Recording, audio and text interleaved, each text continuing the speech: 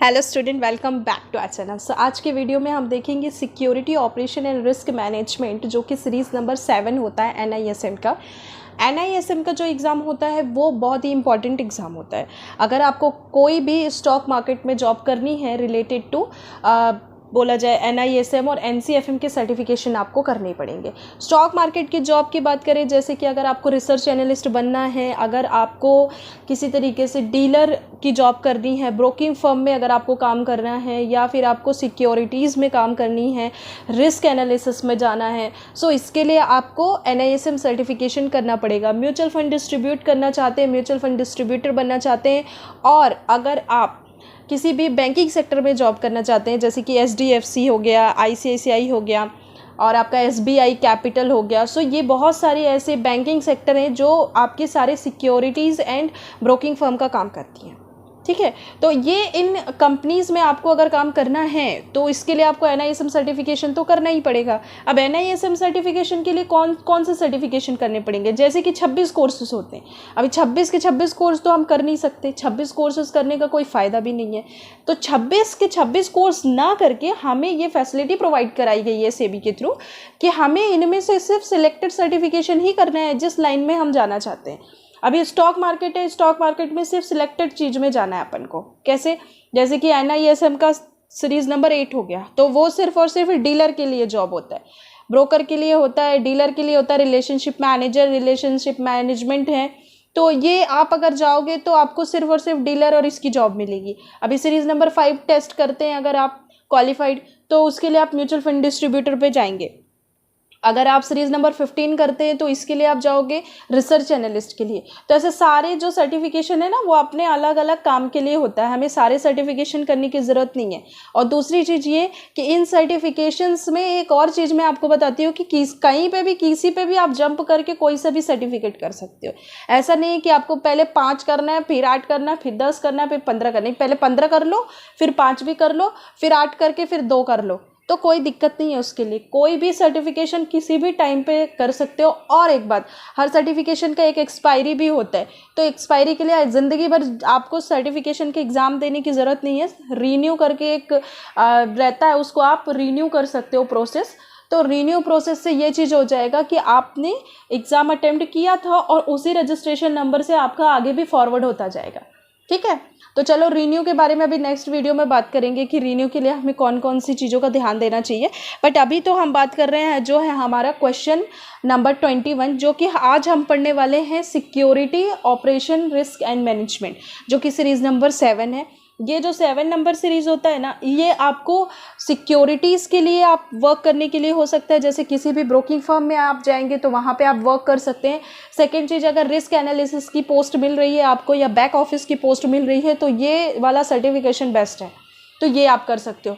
और दूसरी बात, कंपनी जो डिमांड करती है उस चीज़ को करना चाहिए हमेशा। अगर कंपनी बोल रही है 7 करके लाओ, 8 करके लाओ, 5 करके लाओ, तो करो भाई। इसलिए क्योंकि कंपनी जो मार्केट में चल रहा हो, कंपनी वही डिमांड करती है। तो चलो अभी पहले क्वेश्चन पे आते हैं। ये एक डेमो क्वेश्चन है। डेमो क्वेश्चन से आपको काफ़ी हेल्प मिलेगा, आपको आइडिया लगता है कि किस तरीके के क्वेश्चन किस तरीके के एग्ज़ाम मार्केट में आते हैं। ठीक है, तो ये सबसे इम्पॉर्टेंट चीज़ है। चलो सबसे पहले क्वेश्चन पे आते हैं। तो स्टूडेंट, हम हमारे आज के पहले क्वेश्चन पे मूव करते हैं। पहला क्वेश्चन हमारा जो है वो है, on Indian stock market the clearing and settlement takes place on a dash basis. तो इंडियन स्टॉक मार्केट में क्लियरिंग एंड सेटलमेंट जो होता है वो कैसे ये सेटलमेंट करता है, किसके बेसिस पे करता है।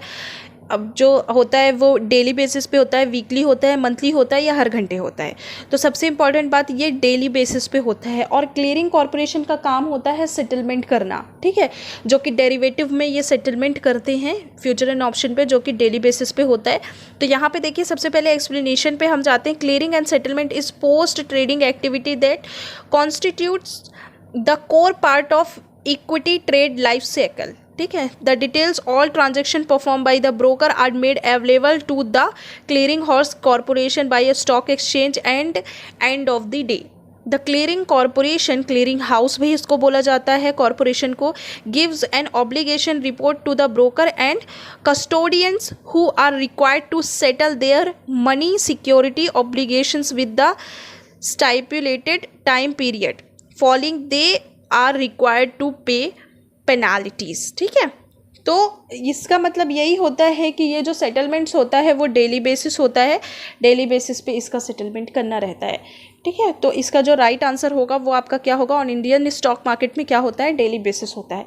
स्टूडेंट, अगर आप NISM की प्रिपरेशन कर रहे हैं और अगर आपको आपका NISM सर्टिफिकेशन फर्स्ट अटैम्प्ट में ही क्लियर करना है, सो आप हमारे डिस्क्रिप्शन बॉक्स पे जाइए, वहाँ पे आपको नंबर प्रोवाइड किया गया है, वहाँ से आप हमें डायरेक्टली कॉन्टैक्ट कर सकते हैं, मैसेज कर सकते हैं, मेल कर सकते हैं, टेलीग्राम पे मैसेज कर सकते हो, या फिर आप हमें इंस्टाग्राम पे भी मैसेज कर सकते हैं।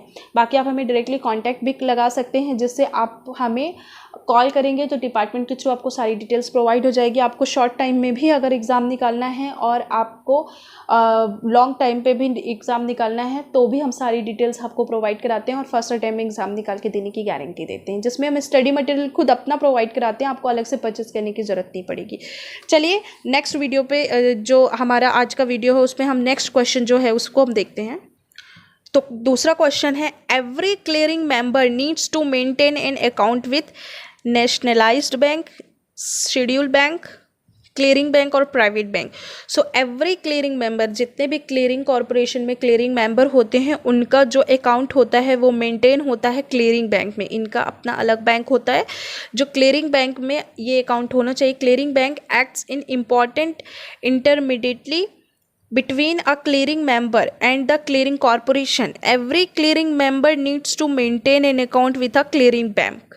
तो ये क्या होता है, कंपलसरी होता है क्लियरिंग कॉरपोरेशन के जो क्लियरिंग मेंबर होते हैं उनका अकाउंट मेंटेन करना, जो कि क्लियरिंग बैंक में मेंटेन करना कंपलसरी होता है और ज़रूरत भी है इसको मेंटेन करने की। नेक्स्ट क्वेश्चन पे आते हैं, if on the auction day, मतलब कि एक्सपायरी डे के बारे में बोल रहा है, there are no seller for a particular short delivery. उसने फ्यूचर में या ऑप्शन में एक पोजीशन बनाई है शॉर्ट की, शॉर्ट मतलब सेल की एक पोजीशन बनाई है। ठीक है, शॉर्ट डिलीवरी जो कि क्लियरिंग कॉरपोरेशन की यहाँ पे बात आ रहा है और एक्सपायरी की बात आ रहा है, तो ऑब्वियस सी बात है ये फ्यूचर या डेरिवेटिव या ऑप्शन की ही बात कर रहे हैं।